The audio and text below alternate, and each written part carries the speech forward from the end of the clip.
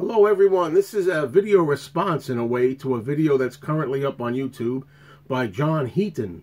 If you haven't checked out John's channel, please do. He makes a lot of really good videos. A lot of them provide food for thought, like this one.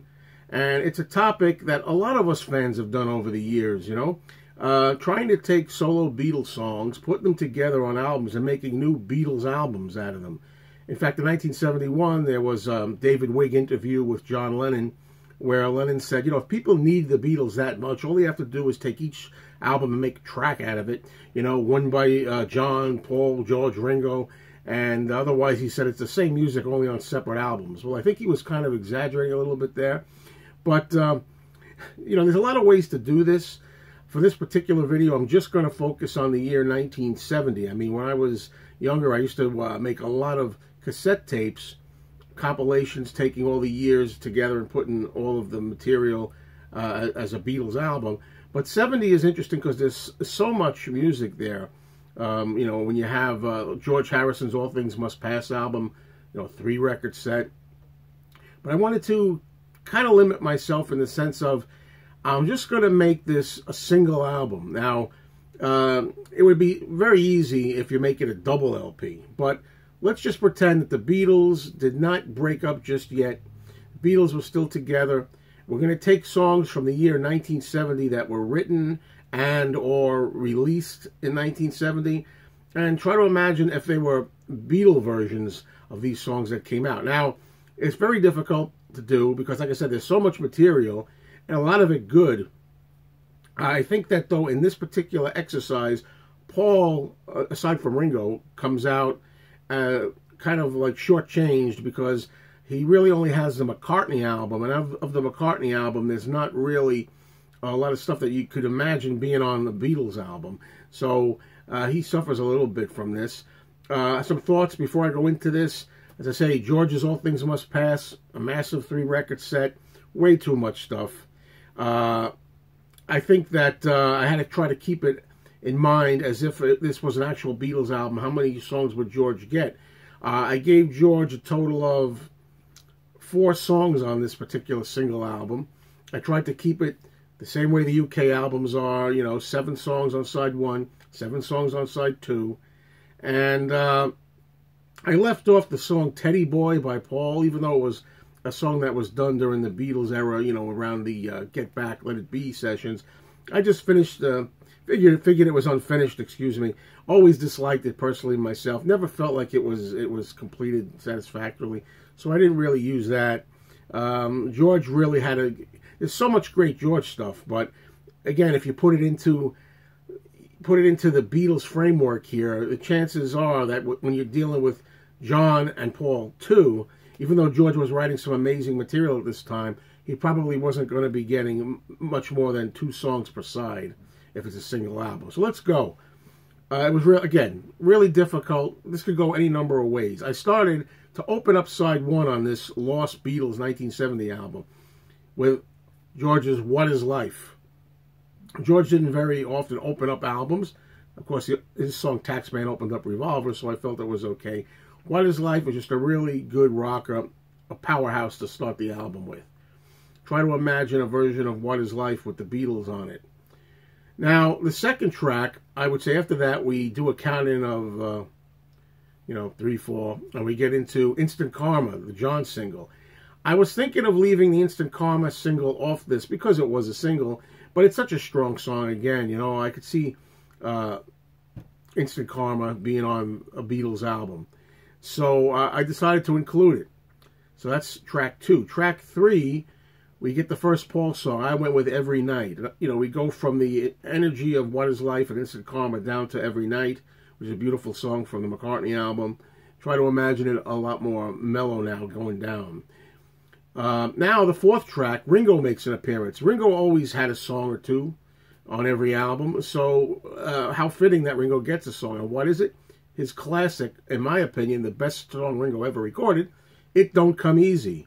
Now, there was some debate, does this song really fit on this album because it was a 1971 track? But, in doing research, it turns out the backing tracks for It Don't Come Easy were done in early 1970, and then in October of 1970, the vocals were done. It was finished by October 1970 and probably written therefore in 70. So it actually qualifies as a 1970 release song, even though it came out in 71.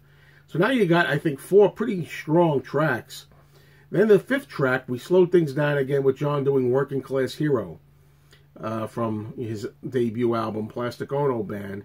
And, you know, it would be interesting on a Beatles album, the first time you'd hear the F-bomb dropped a couple of times in the song. I think John would try to get that in there and try to, you know, stretch the Beatles a little bit by doing that on a Beatles album.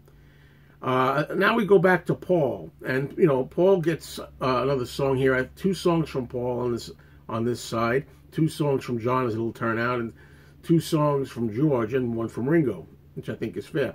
Anyway, Paul, I go for Man, We Was Lonely, which is a nice song from his McCartney album. And now we're going to close out side 1 with the kind of lengthy but very poignant and effective Isn't It a Pity from George to close side 1. Right? As I say now, that's the end of side 1. You know, it's very difficult to do this, as I say. So many songs to use. How do you narrow it down to 14 tracks, and why? You know. Now, when I get to side 2, I noticed something, and this is a complete coincidence. This is very close to John Heaton's selection. Now, I'm not sure. I totally didn't even think about it when I made my song list and put them in whatever sides and orders I wanted. And then when I went back to John's video a second time, I just checked a few things out. I'm very close to John Heaton here. I think we have the same song, but in different order. Here we go.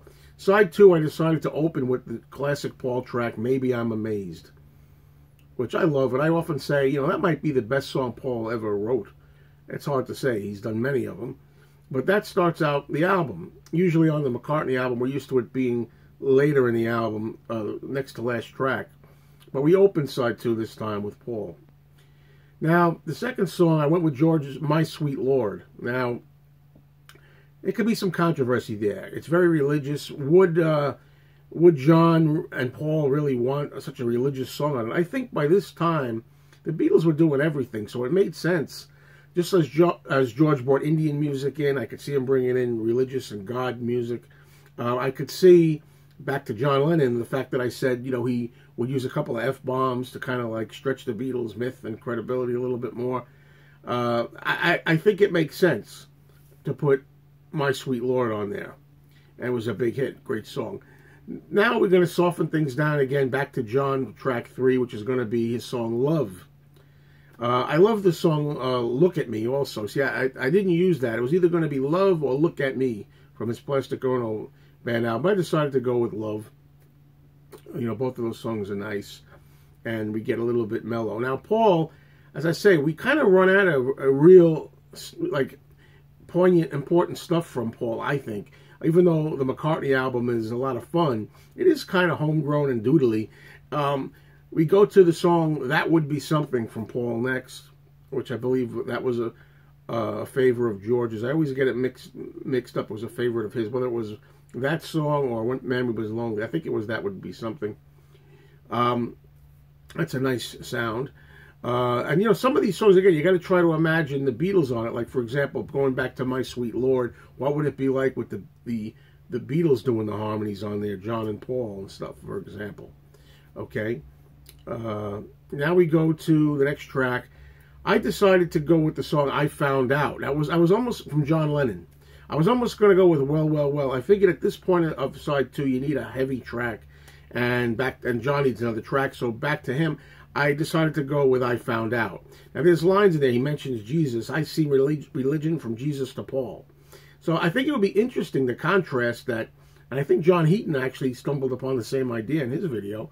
That My Sweet Lord from George is starting out, you know, praising and revering God. And then you get to John's I Found Out on the same side of the same album, where he's kind of like having his feelings on the subject, which kind of clash with George's. That's interesting.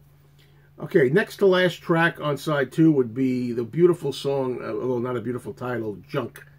You know, I think it should have been called Jubilee, that song, you know. I think it was originally called Jubilee, if I'm not mistaken. It's got a beautiful melody to it. It doesn't say much. I don't think, but it's really a beautiful sounding song. Then to close the album, I decided to go with All Things Must Pass, the self-titled, the song from the self-titled album, All Things Must Be self-titled, whatever. It's not a self-titled album. The title song from All Things Must Pass. I don't want to do any editing, folks. Sometimes I edit this stuff. I don't have the time today.